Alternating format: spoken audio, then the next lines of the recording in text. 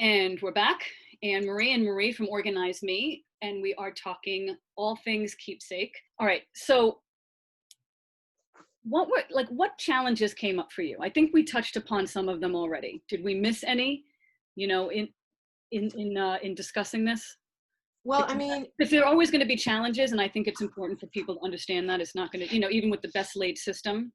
yeah, definitely you need to be mentally ready. It took me a little bit to get mentally ready. Once I was mentally ready, it was a little bit easier. Keeping that motivation going was challenging, especially given the conditions of, being in the house, because I can tell you right now, when we did get a sunny day, I was not doing this, Mm-hmm. I was out, and then that threw off my game when it came to, doing my housework.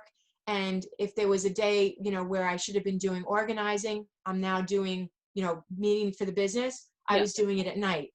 So now the pocket of time that I set aside to do this project was really at night for me, because that was, so knowing myself was really important. So that is a challenge. Like, you need to know yourself, because, I'm a night owl and I'm not a morning person. So my morning would be more of like, let me get myself up, and then, just challenges of being home, having 4 people now home, which I was loving having. I say was, because I'm sort of like getting, a little antsy, where I wish everybody could be at school, but now they're officially done. So we're done with that. But no, I mean, don't get me wrong. I loved having everybody home. Mm-hmm. But the challenges too was my not having my own space, not being able to retreat somewhere if I needed to. So that was really, hard to do. So you were doing this project at night. So the fact that it was a sunny day didn't stop you from doing your project, but it derailed you from the other things that you would normally be doing during the day that now you were tackling at night. And then this project was getting bumped. Correct. Right? Something had to give, right? Everybody only has, maybe a good 12 hours in the, well, say what's 24 minus 8? 16 hours in the day, if you're really working all that time. If you're giving yourself those 8 hours to sleep, whatever. So yeah, something had to give. And because I was out and enjoying the nice day, and trying to be socially distant, and still, like, I need to see people. Like, I'm really, like, my son and my husband are fine with being home. Like, they're in their glory, right now. But, for me, it's just, I could have some days where I'm good staying home, and other days where I need to be out. But anyway, so that was definitely a challenge for me to stay focused. And then, of course, we had our book that came out. Yes, everybody, we are authors, and the book was out. But launching a book, that took a lot of back work leading up to the launch, and so the announcements for it. Yep. And then to acknowledge everybody and how wonderful they were, and the reception of that. And the follow-up on social media has been, a task to do, but a happy one to do, because obviously people are engaged with that. So, I was on a roll, and then that week leading up to the book announcement of when it was going to get released, that took time away during the day. So yeah, something had to give. So the project was the thing that basically took a back burner, and how easy it is to get off, like when you get off, sometimes it's hard to get back on. So what are you doing, or what will you do to kind of get yourself now back on that roll that you were on for a while? Just so you don't want to get to 80 and then finish, Yeah, stop. No, definitely. How are you going to go the extra mile with the 20? What's really important, because I know my timing is at night, but what's really important is to like, for anybody to, like, almost set a date in the calendar. Like, maybe I won't do this every single day, because, you get tired of having the same routine every day, right? Especially now. So I'm like, maybe doing it every other day, so that I give myself a little bit of a break. And I needed to, like, get back into doing my karate. I have been very lax with that. And again, on nice days, I was trying to use my backyard as being my dojo. So that was another thing. You know, I started running, which I never did before, but because I, you know, don't have that space obviously in the house or have a dojo to do that in, I needed to create an outdoor dojo. So I think giving myself that break every other day is mentally making me more focused to now want to finish. Like I'm motivated to just finish because I'm almost at the end, and I don't want to stop, you know, because now May's here. We're in the middle of May, and it's just going to get warmer and nicer. And I have to also realize that everything needs to go back into the attic or into the garage, and I might want to like reposition things a little bit. So the other thing about the process that I want to go back to let people understand is know where you're going to be housing your finished product. Where is your keepsake going to live? And what's the association that you're going to make? So because I have two types of keepsakes, I have toy keepsake and I have paper keepsake from the kids. And because I have limited space, my garage is going to be where I'm going to house the kids' toy keepsakes. So that's the association that I'm going to make, and for everybody to make that's where that's going to live. Whereas the attic, because it's already been paper from, you know, just household stuff and, you know, my keepsakes, Freddie keepsakes, anything to do with, you know, the taxes, whatever it might be, is all up there. The association paper is up there. So if I had the luxury of it being in one place, that would have been wonderful, but I don't. So that's something I just wanted to bring up about knowing where your things are going to be housed. That's really important in the whole process, you know, and your setup. Yeah, sometimes it's about how much space you're willing to allocate for a certain category of stuff like keepsakes, and sometimes it's how much do I actually have. Right. And sometimes that drives the decision. If you can't fit it up, you know you need to get it to a certain extent, you might make a different decision. And well, that's why I like limited space. Right. That's why I like knowing that I was only giving myself a limit of 2 bins per kid. Like, it's amazing how much you're able to stuff in those bins if you're very strategic about it. So definitely using the Ziploc bags as a file. It's really so simple because now once I'm done, I'll permanently label each one, and at the very top, I'm not going to use the little glass window, although I might. You know how you have that little. Yeah. I might use that, but if you put it on the very top, at least as soon as you open it up, you'll be able to see the Sharpie, you know. Or I might just use an actual label itself, because if I need to repurpose it or if something changes, then I could just peel off the label. Yeah. One thing that I'm learning from this, and I'm realizing how bad I am. Again, organizers, they're just like us. One of my, for lack of a better word, I hate this word, but weaknesses and things like I could get better at, let's put it that way, is I realized how much I didn't date. Yeah. Not date things. Because I think because I was so good about at the end of the school year, I was very, very good about going through it, and I put it in the bin and then I labeled it. But each individual paper was not. So when I have things that have been out, like I'm going through cards right now and stuff like that, and beautiful notes, they're not dated. And that's driving me crazy because But you know where they're coming out of. You know what year they're coming out of, right? So just put the year real quick. Well, in the bins, if I'm talking about, but I had a whole bunch of, like, I had kept cards separate. Okay. That's what I'm working on. Yeah, I don't know why I kept cards separate. I just did. They weren't school related. It was just cards that we've given to each other. Yeah. And I was never good about writing it. Yeah. And the stuff that didn't make it into the bin because I displayed it for so many years, like I had like 5 or 6 things that I had up for the longest time because they just made me happy for a long time. Yeah. No, I I took agree. them down because we were painting and renovating, and I took them down and I realized I'm like, I have no idea what grade this is from. Yeah. You know, and I feel bad that I didn't do that. So that's something that I know going forward, that I'll be much now, more when I had challenges about certain things, I asked the kids because there were some things that just didn't have a date on them for whatever reason, like you were saying. But you know, with their help, we were able to, like, again, reminisce. So that was one of the nice things about this whole thing. And they were able to, you know, kind of relive it, and they gave me the answer that I needed, you know. and the forgiveness if I wanted to get rid of something. Yeah, well, I think even going through the process, I'm sure them seeing you go through the process and take such great care I mean, that's a to do what you're doing. Yeah. You know what I mean?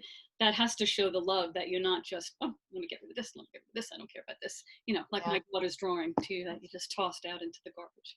Definitely. Like it meant nothing to you, my daughter's note to you. Make me feel guilty. I thought we were okay with that. We're totally okay with that. You absolutely did the right thing. I do have other things that I've kept from Juliana, but there are things too that are from. Stop it. No. But there are things too from other kids that, like, you know, nieces and nephews or friends of Daniela that they wrote things to, you know, so like that ends up being like its own little, you know, it's really, again, it really comes down to what you feel is important to keep and not to feel guilty if you're letting go of something. That's really the key of any of this. Because think about how much stuff you have for your own kid. You can't take all the stuff of every other kid in your life. Right. You know, which is why I took pictures. I mean, I sent something to one of my friends that Nicholas, you know, grew up with her son. So the two boys were friends. They grew up together, whatever. They ended up moving. Jen, yes, this is you. Hopefully you'll be watching this. And I sent her a note. And it was a drawing that her son gave to Nicholas. And it was like from 2nd or 3rd grade, you know, it was like so cute. But, and it was just like, you know, I'm glad that we're friends. Like, it wasn't even for a birthday or anything like that. It was just like a drawing that he had done. And, you know, I saw it to Nicholas, you know, from Liam, and whatever they were into. And I took a picture, I sent it to her. She had a laugh about it. You know, we like exchanged some texts, and that's it. We went on our merry way, and the next thing goes on, you know, the next thing happens. Another thing that I learned from you, and because now I'm doing my own project, and this is going to be super helpful to me because now I unexpectedly have Juliana home from college. She goes to school out of state and surprised me on Mother's Day. Yes. And now we're quarantining together. So she's home for a short period of time before she goes back. And I learned from you with Daniela, like you realizing that Daniela actually was great about letting almost more than you're willing to let go. So I'm going to approach it, not having Juliana kind of just go through it random. I'm just going to say, pull out what you want to keep, not what you're okay getting rid of. Pull out the stuff that you would not want me to throw out. And then I will take the rest of the stuff that she's totally fine getting rid of, and then decide myself, what out of this might I want to keep for me? Having that self-awareness that this part of it is what I'm keeping for me. Right. You know, it's two different approaches for sure. I honor what she wants to keep. And because, you know, what if she says, oh, throw out everything? You know, that's a little too broad for me. I want to know, what don't you want me to throw out? Rather than, what are you okay with me letting go of? What do you want to keep? And then I'll make that, then that's non-negotiable, and then I'll know. And then, you know, the rest would be, what am I keeping for me? So for me, what was working is when I did do the sorts, if I felt that, you know, the pile was too big, if something looked very similar to each other, I would pick the best out of it. You know, that was another approach that I had. Or if I had done my first pass, if I had something that I wanted Daniela to look at, then I would have her from that pass let me know what she felt was worth keeping. You know what I mean? So that at least I knew that the initial pass that I did was like something I could, you know, at least feel comfortable with, because I knew she would have been like, Mom, throw everything out, you know. There's more than one way to go through it, but I definitely am going to approach this by saying, what out of this do you 100% want to keep? And then the rest of it, I'm just going to clarify. So if you don't see any of this again, you're okay. Like I kept everything to an 18-quart bin, which is not terribly big. Yeah, no, I know. And I happen to have the attic to store it. So if I don't even touch that, right now I just have a lot of cards and other things over the years. Maybe stuff that was done at home, like you kind of married your school work stuff and stuff that was done at home. I have a whole, I don't know what happened. I was taking care of my dad. I had a whole life happen. But like the school stuff is in the bins. I don't really have to touch. Oh, you're not even talking about that. I had a bin that I called like correspondence. It was like letters and cards. particularly cards that had like handwritten notes in them, Right. and stuff. And then, you know, like anything else, if you're not diligent about it, sometimes it becomes a catch-all for other keepsakes as well. Like it started out to be one thing and it morphed. It generally is just all keepsakes. I have playbills from different, Right, right. Yes, you have different work. categories within your keepsake, kind of like what happened with me, right? But I know though, if I were to go address those bins, I have like one per year from when she was in grammar school. Um, I absolutely could scale that down. Like right now, it's not, it doesn't matter because the size of the bin is the size of the bin. As long as the lid fits on it, it doesn't matter if it's full or if it's half full. Right. No, but I know, I mean, I think I kept every spelling test that she took in like first grade. I don't need every spelling test she took, you know, all the different artwork, you know, like you said, some of them it looks alike. If I have 5 of them that look exactly alike, let me take the best one. One of the things that I did, and I would recommend this to moms, is just take a sample from the beginning of the school year and then a sample of writing from the end of the school year. What was helpful with some of the teachers, I noticed there was a trend as I was going through each year with the grammar school teachers, is that they were very good about having a writing folder, and they kept samples of things throughout the year. So they had something from the beginning, from the middle, and from the end. So it's like at the end of the school year, the child went home with that. So it was like a good sampling for the parents to know what they had. And that was really a blessing that our school teachers did that, because I don't know if every school district does that, but our particular school did that. And I actually was very appreciative of that, because it just made it that much easier for me, you know, to kind of see what they thought was a good representation of their skills as the year went on, you know. But again, I mean, even if you just had one sampling of that school year from the end of that would be enough, or from the beginning, you know what I mean? Like it's just something, because obviously when you have the following year, you'll be able to compare, you know. But I would always go through those notebooks, and sometimes they'd have activities that they had to be insightful. It just kind of represented their point of view. And yes, sometimes it wasn't even her best writer. My daughter's a really good writer. And sometimes it really wasn't anything special in terms of the writing itself, but it indicated like her view on life, how she thought about things. And I would just rip that page out. yes, I've done that. Yep. I didn't keep the whole notebook because sometimes it was like a whole bunch of other stuff I didn't need to keep. But Yeah. that paper really made me think, oh, wow. You know, and that's a good point that we always tell people, right? Don't, you know, especially if, I mean, especially if the notebook is like barely used, you know, and they could use it for, you know, they could repurpose that notebook for something else. I mean, I'm not saying necessarily for school, but like maybe as a journal or something. But yeah, if there's one piece of paper in there that is worth keeping, but not the whole notebook, then tear out that paper, just like you said, and you're dwindling down all the space that everything takes up, you know. I'm doing that with the cards too, because Yeah. sometimes it's really just the note that's really grabbing me, not so much the card. Even though the card was beautiful, there's like a lot of bulk. How many times do we go to clients and not only do they have the cards, but they have the cards in the envelopes? Right. Like there's a lot of extra bulk that you can get rid of just by getting rid of that. And sometimes I'm just tearing out the handwritten note. I agree. Yeah, I'm indicating, oh, this was whatever, Mother's Day, Actually, for Mother's Day. For Juliana's stuff, I'm keeping a lot of that stuff right now because I can. I have the one of the things that I found too is that, you know, you know, a lot of parents will keep every single birthday card that their kid got from each year. And a lot of times, like you said, like, you know, it's just really nothing.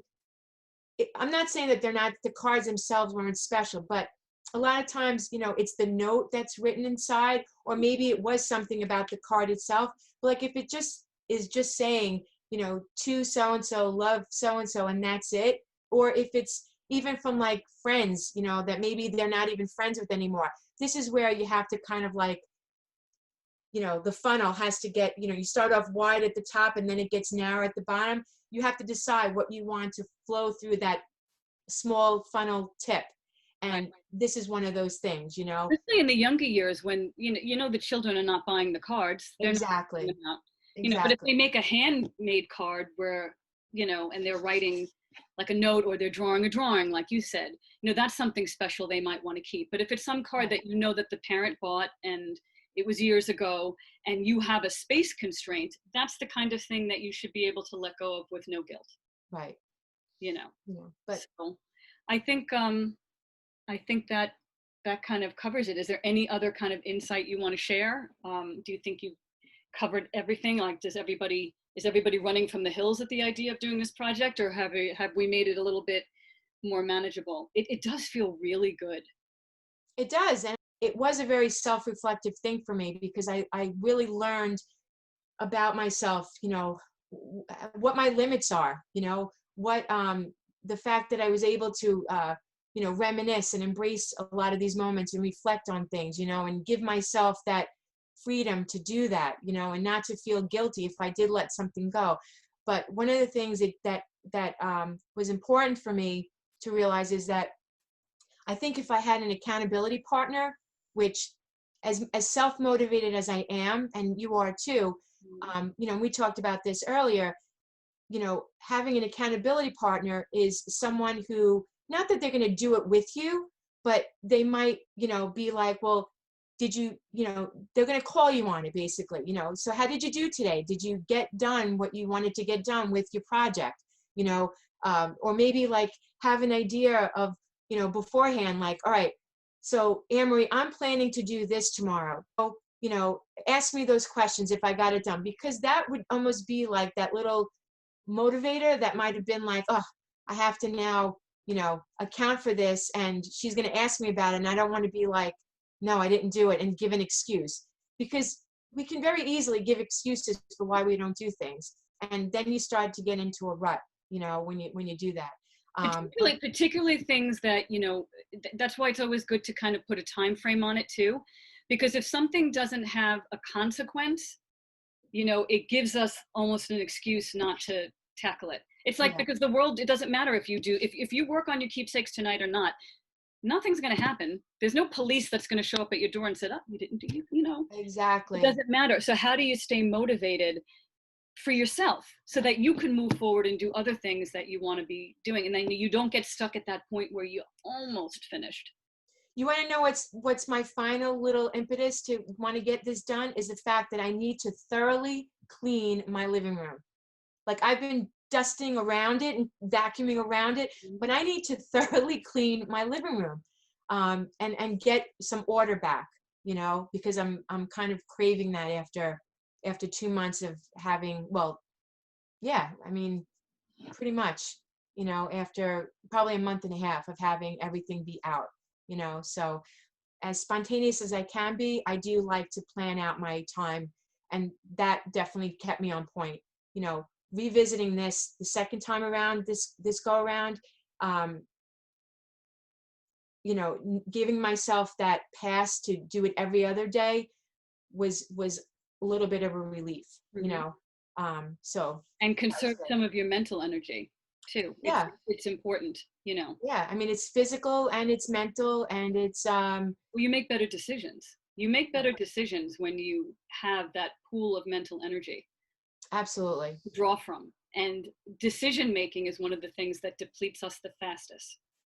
That's why, if you read anything about Mark Zuckerberg from Facebook or President Obama, there's articles written about them where they wear like the same thing or the same two things.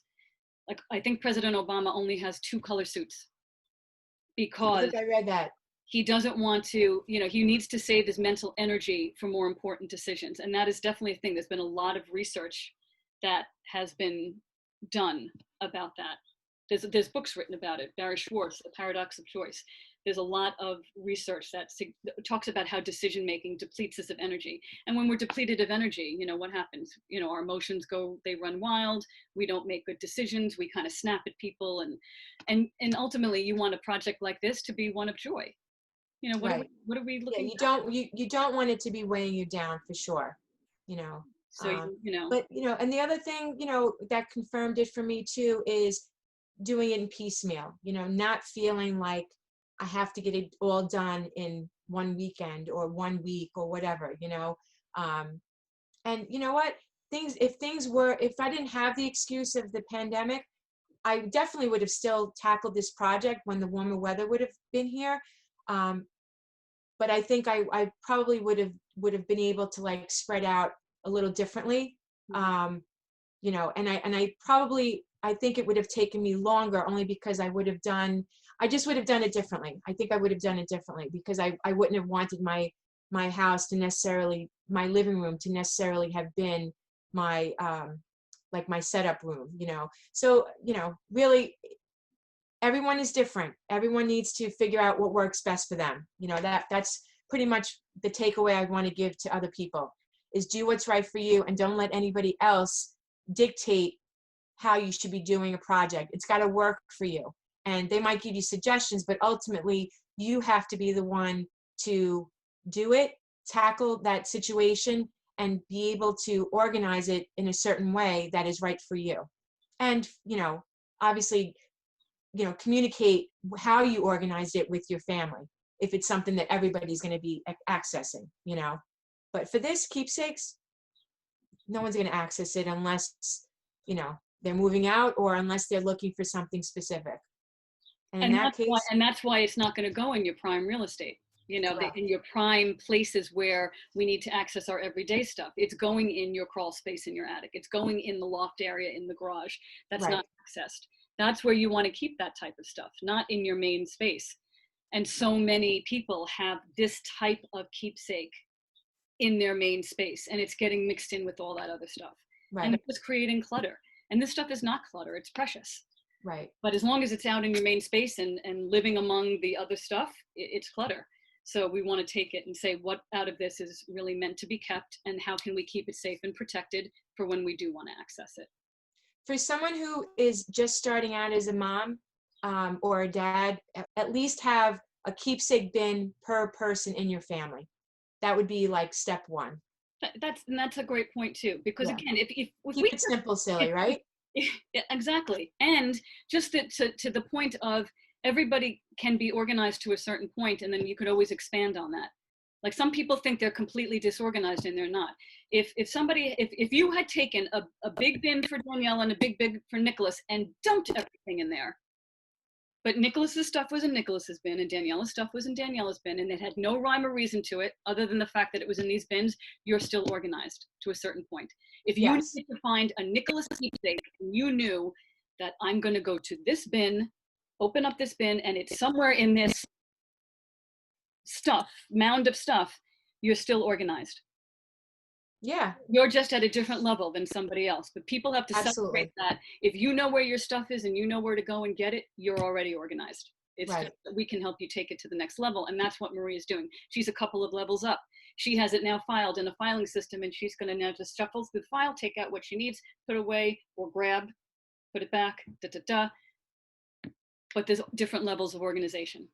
You know? Oh, report cards were in there too. I forgot. I knew there was something I wanted to bring up. Report cards, those types of things were progress reports. Those types of things were in there. You know, so that was nice to see as well. Your kids are very lucky because it's going to be easy. You're going to hand them to everything's going to be all done, and they're not going to have to, you know, go through all of that.